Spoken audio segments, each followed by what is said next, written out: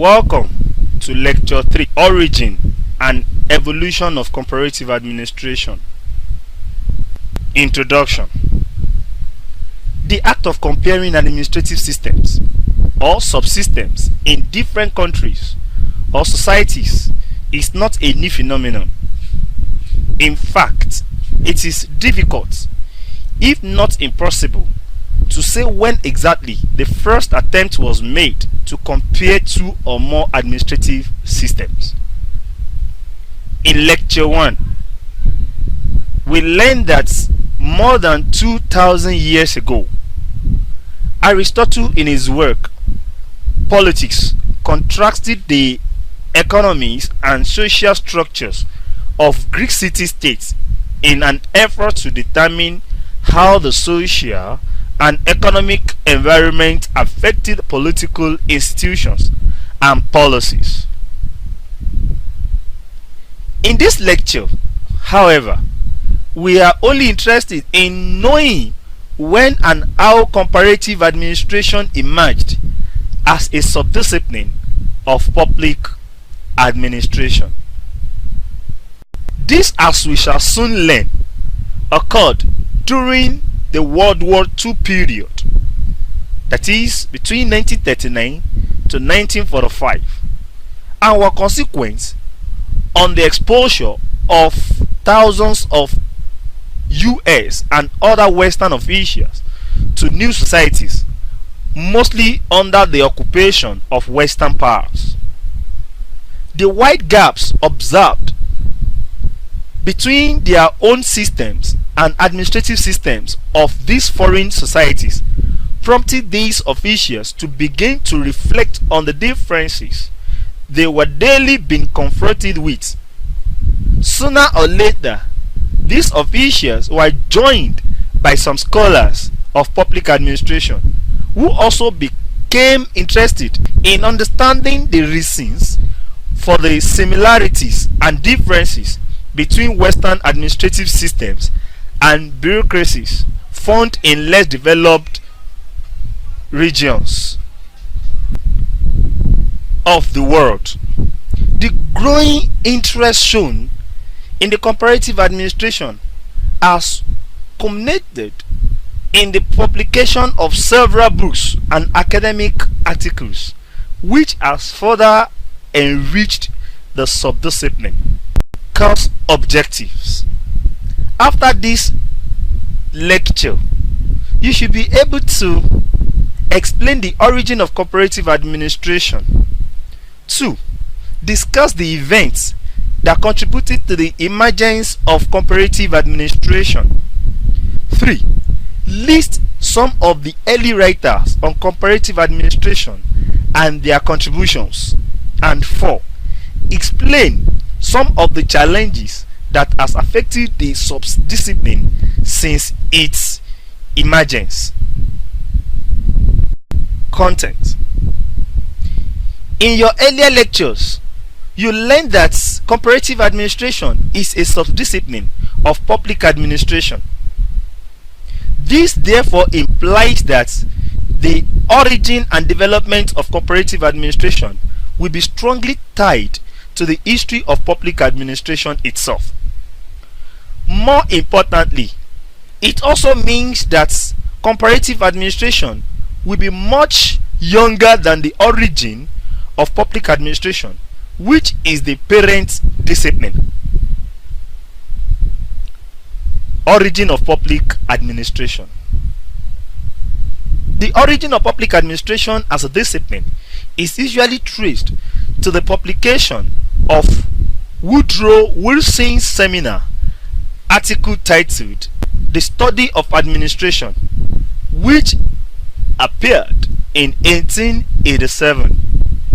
In his work, Wilson addressed several issues, notably the politics administration dichotomy, where he emphasized that politics and administration belong to the different spheres and so should be kept apart. Other early writers of public administration after Wilson, like Frank Goodnow, supported this idea of a clear separation between politics and administration.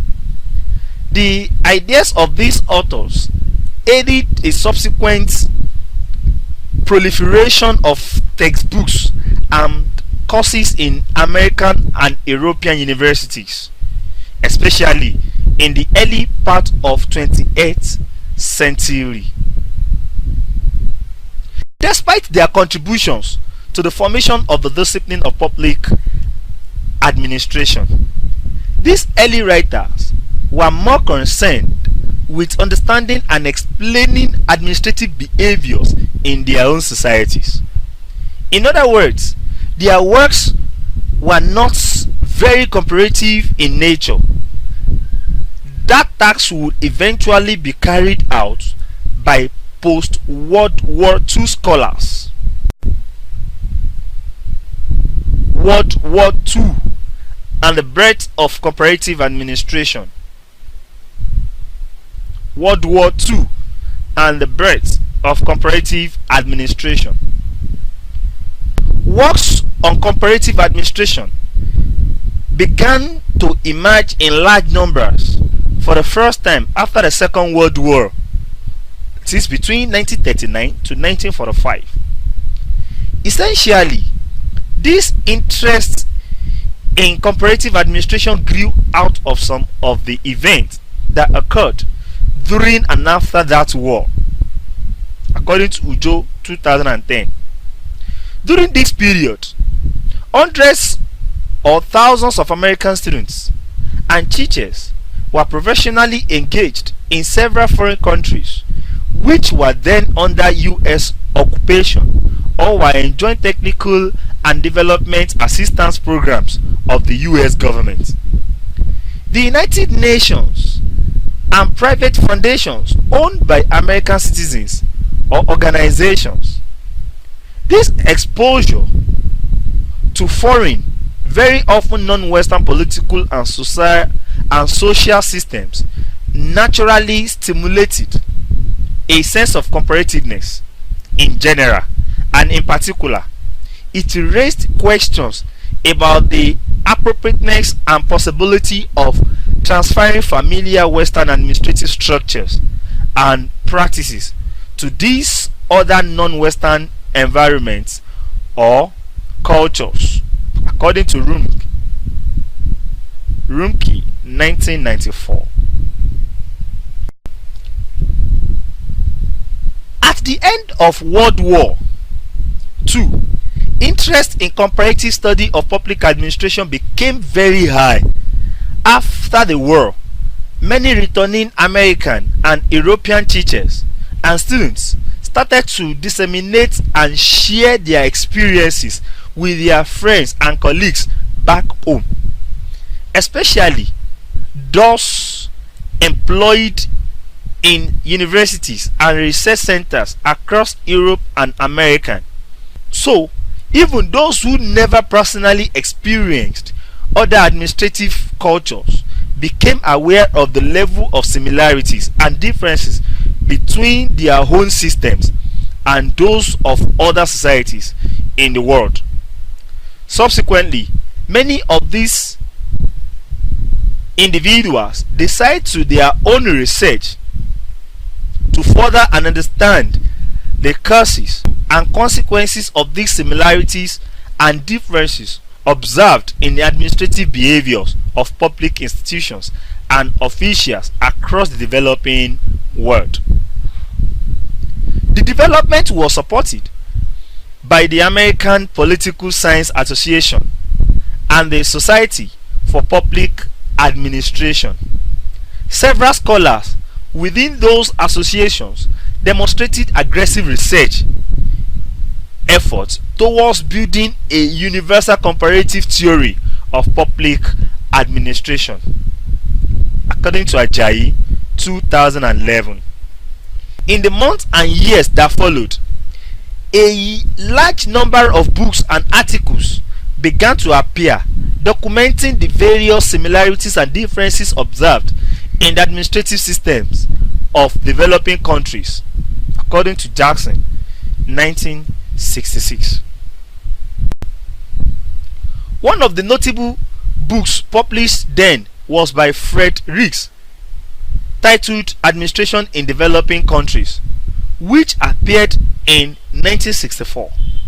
This book was one of the most detailed studies ever done at this time.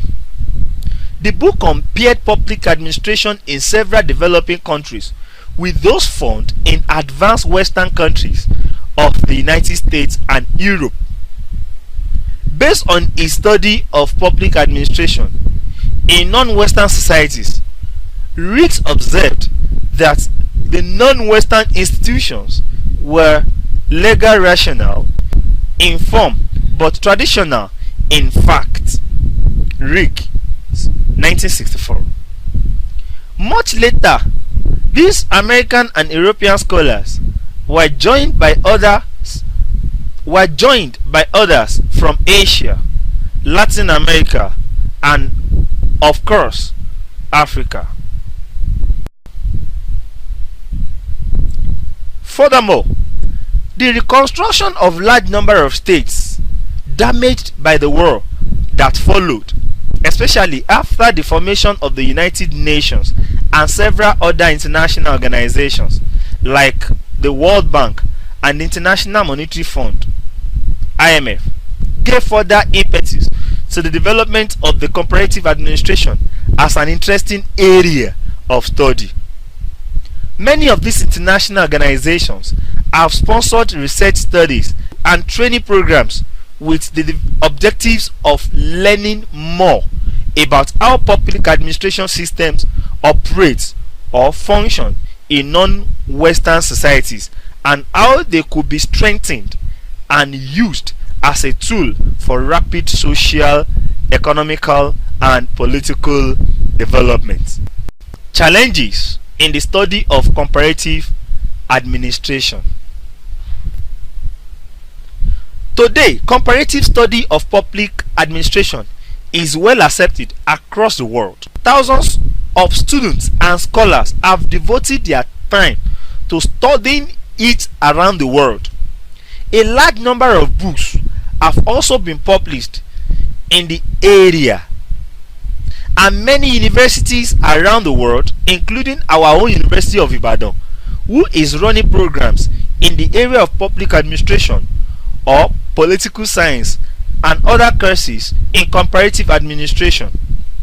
The course you are currently studying, that is POS 421 Comparative Administration, is one of such courses being offered in area of comparative administration since its emergence as subdiscipline of public administration. However, several issues have posed tremendous challenge to scholars and students who are interested in studying it. The first issue that has hampered the development of comparative public administration is the marked differences between Western countries and developing countries. Many studies focusing on comparing public administration in developed Western and non-Western developing countries have found it extremely difficult to explain the reason for or adequately measure the marked differences between Western countries and developing countries. A second problem is the lack of well-defined curriculum on this subfield in public administration programs, meaning that the content of the courses being offered varied substantially from one place to another. Thirdly, there is also a lack of sources in developing theoretical models which can be scientifically tested. Additionally, comparative administration studies have also been affected by problem of openness of countries. Some countries are open while others are closed with varied degrees. Freedom in terms of accessibility to crucial data is greater in the liberal developed Western countries. Data on issues, even including to a large extent on security and defense, are readily available to comparative researchers. But one cannot say the same about closed societies such as China and other former socialist states, according to Ajayi 2011. This problem is further compounded by the incapacity of many developing countries to keep records and statistics. Despite these challenges, however, comparative administration still remains very popular and relevant as a field of study. Many scholars, students, and public administration practitioners still continue to find the knowledge generated from comparative administration extremely useful in their personal and professional lives. In the next lecture, we shall be learning more about the reasons why many people still find the study of comparative administration very helpful or useful. Summary.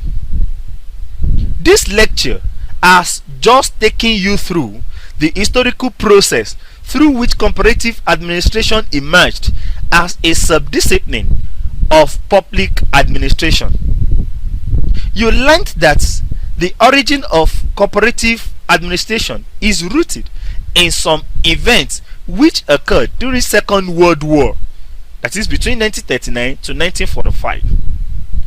One of these events was the exposure of thousands of American students and teachers to new countries, mostly under the occupation of the United States and other Western powers. The wide gaps observed between their own systems and the administrative systems of these foreign societies prompted these American students and teachers to begin to reflect and write about the differences they were daily being confronted with. When they returned home, many of these students were joined by some scholars of public administration who also became interested in understanding the reasons for similarities and differences between Western administrative systems and bureaucracies found in less developed regions of the world. The growing interest shown in the field of public administration systems of other countries later culminated in the establishment of specialized courses in comparative administration and publication of several books and academic articles, which has further enriched the sub-discipline. This is the end of lecture 3. Thank you for listening.